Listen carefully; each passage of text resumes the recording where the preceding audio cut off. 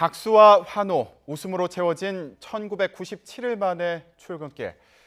MBC 최승호 전 PD가 해직자에서 사장으로 돌아왔습니다. 배상훈 서울 디지털대 경찰학과 학과장, 손정혜 변호사와 얘기해 보겠습니다. 두 분 안녕하십니까? 안녕하세요. 네, MBC 최승호 신임 사장, 지난 여름 이 자리에서 밝혔던 각오가 있는데요. 들어보겠습니다.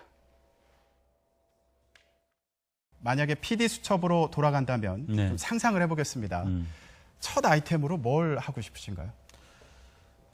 저는 MBC가 그동안 잘못해왔던 부분들, 잘못 보도해왔던 것들, MBC가 망가졌던 부분들, 그런 부분들을 제대로 좀 취재를 해서 우리 자신을 취재해서 국민 여러분께 좀 사과도 하고 하는 그 과정이 꼭 필요하다고 봅니다. 첫 번째 아이템은 반드시 그것이 돼야 되고, 충분히 우리가 우리 스스로를 정화하고 난 뒤에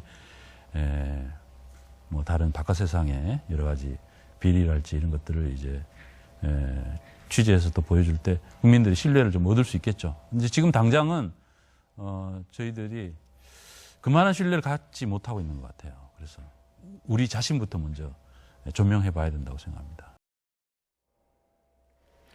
네, 지난 여름 영화 공범자들 개봉 당시 출연해서 밝혔던 내용입니다. PD 수첩으로 돌아가면 MBC가 그동안 망가졌던 부분을 되짚어보고 싶다 이렇게 얘기를 했었는데 PD 수첩이 아니라 사장이 돼서 돌아갔어요. 굉장히 어떻게 보면 놀라운 소식이죠. 파워프 해직돼서 5년 동안 MBC를 떠나 있던 사람이 그 복직뿐만 아니라 MBC의 사장이 됐다는 건 사실은 굉장히 상징적인 의미가 있다라고 볼 수 있고요. 네. 특히 사장을 선임하는 절차도 좀 이색적이었습니다. 일단은 인터넷으로 생중계를 했었고요. 1차 투표 때는 과반수가 나온 후보가 없었지만 2차 투표 때 만장일치로 이렇게 선임되게 되어 있는데, 아마도 그 면접 과정에서 얘기했던 공정성, 자율성, 그리고 뭐 보도 관련해서도 국장 책임자 이런 것들을 좀 의견을 강하게 피력하면서 앞으로 MBC가 나아갈 길에 대해서 명확하게 설명했고, 그걸 또 인터넷 생중계로 밝히면서 선임 절차의 어떤 투명성, 공개성을 보장하려고 했던 측면에서도 사실 선임 절차도 놀라웠고, 최승호 PD가 복직해서 사장으로 오는 것도 사실은 굉장히 어떻게 보면 상징적인 의미가 있다고 생각이 됩니다. 네, 교수님, 이 최승호 신임 사장 그동안 어떤 행보를 보였는지 이것도 좀 짚어봤으면 좋겠습니다. 네, 대표적으로는 공범자들이라고는 영화지만 예. 그 이전에는 사실은 86년에 MBC PD로 입사한 다음에 우리가 많이 아는 경찰청 사람들, 그리고 특히 이제 PD 수첩 같은 대표적인 사건 탐사 보도의 대표적인 언론인이셨고요. 네. 그다음에 2012년도에 170일이라고 하는 그 장기간의 파업을 통해서 해고가 됐고, 그다음에 뉴스타파라고 하는 독립 언론을 이끌면서 여러 가지 탐사 보도라든가 관련된 이명박 전 대통령 관련된 부분을 꾸준히 탐사 보도해왔던 언론이라고 할 수 있습니다. 네. 그럼 이제 사장으로 취임한 이후에 어떤 행보를 보일지 이것도 관심인데, 첫 행보가 해직자들의 복직 선언이었습니다. 같이 해직됐던 전원을 복직하는 것으로 이제 첫 일성을 시작을 했는데요. 그 의미는 부당하게 해고당한, 부당하게 인권 침해를 당한 직원들을 해직함으로 인해서 앞으로는 외압에 따라서 그 직원들이 해고당한다거나 부당한 처사를 당하는 것을 막겠고, 이런 것을 원상 회복하겠다라는 강력한 의지를 보여주고자 한 걸로 보입니다. 네. 그러니까 이 해직자들이 2012년 당시에 언론 정상화를 요구하면서 파업에 참여했다가 해직된 그 언론인들인 거죠. 그렇습니다. 언론의 정상화, 공정화, 외압에 대한 어떤 방패 이런 것들을 지속적으로 얘기를 했고, 파업을 하는 과정에서 그 지도부하고 만찰이 있었고요. 네. 특히 최승호 지금 그 PD 같은 경우도 예전에 PD 수첩에서 4대강의 뭐 비밀, 뭐 6m 이런 것들을 제작했다가 이것을 방영하느냐 마느냐 이런 여러 가지로 마찰을 빚는 전례가 있다면, 예. MBC에서 나간 어떤 보도의 문제 이런 것들에 대한 최대한 자율성을 존중해야 된다라는 의지로서 그 당시에 이런 문제를 강력하게 제기해서 해직된 사람들에 대한 전원 복직이 이루어진 것 같습니다. 그러니까 일단은 이 해직 무효 확인 소송을 이 해직자들이 제기를 했었는데, 1심과 2심에서는 모두 승소를 했는데 지금 대법원에 계류 중인 상태였다고요? 일단은 MBC 측에서 상고를 해서 지금 대법원에 계류 중인 것으로 보이고요. 아마 1, 2심 판단과 아주 다른 대법원 판단이 있을 거라고 생각되진 않지만 일단은 재판이 확정되지 않은 상황에서 목직을 지금 허용을 한 거기 때문에 의미가 있는 것입니다. 예, 알겠습니다. 자, 그러면요. 지금 여러 가지로 관심을 받는 또 인물들이 있습니다. 신동호 아나운서 국장 그리고 배현진 아나운서의 거취에 대해서 주목하는 시선들도 있는 상황인데요. 지금 신임 사장으로서 앞으로 어떤 그 조치를 하겠다 이런 입장을 밝히지 않았습니까?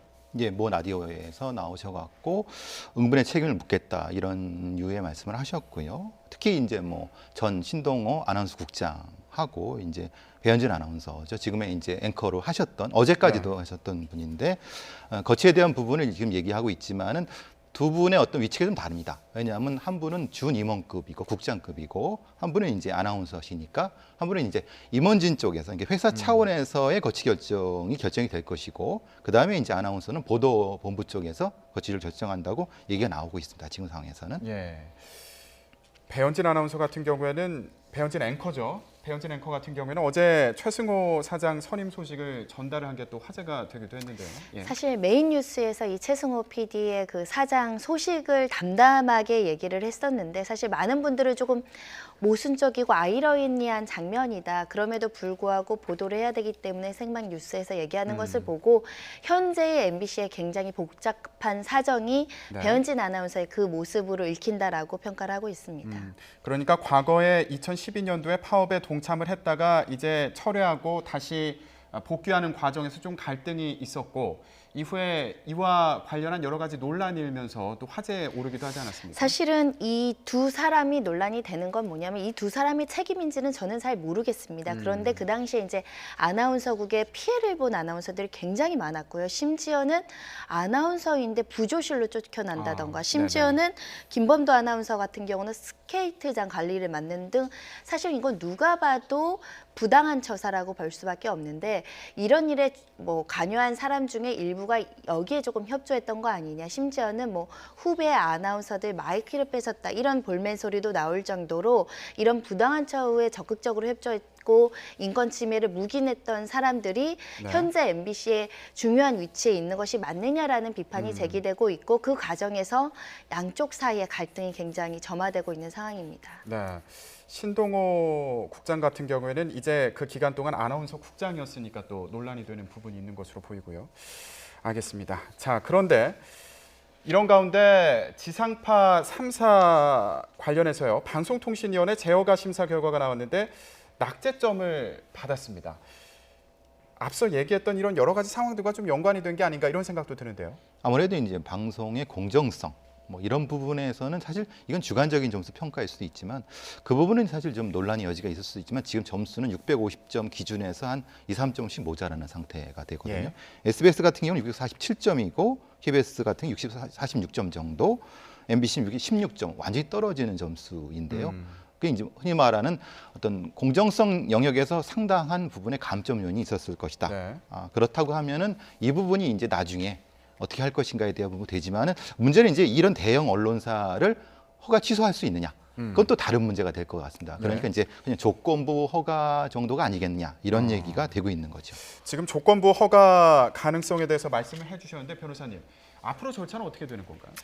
일단은 그 심의를 해야 되겠죠. 그런데 일단 그 조건부로 여러 가지 방송의 공정성이라든가 추후 보완할 사항에 대한 명령이 있은 다음에 그 재승인 심사를 다시 할 가능성이 있다라고 생각이 들고요. 특히 방송 3사, 지상파 3사 같은 경우는 워낙에 방송 매체의 영향력이 높고 국민들이 사랑하는 또 방송사들이 있기 때문에 쉽사리 이것을 불허가하거나 허가를 막기는 굉장히 어렵지 않을까 싶고 네. 방송사의 자정 능력을 얼마나 보여주느냐에 따라서 구체적인 계획이 얼마나 나오느냐에 따라서 조건부 제어가 가능하지 않을까 생각이 듭니다. 네, 뭔가 조치 사항이 나오고 이제 조치를 한 이후에 다시 평가를 받는 그런 절차를 거치게 되겠군요.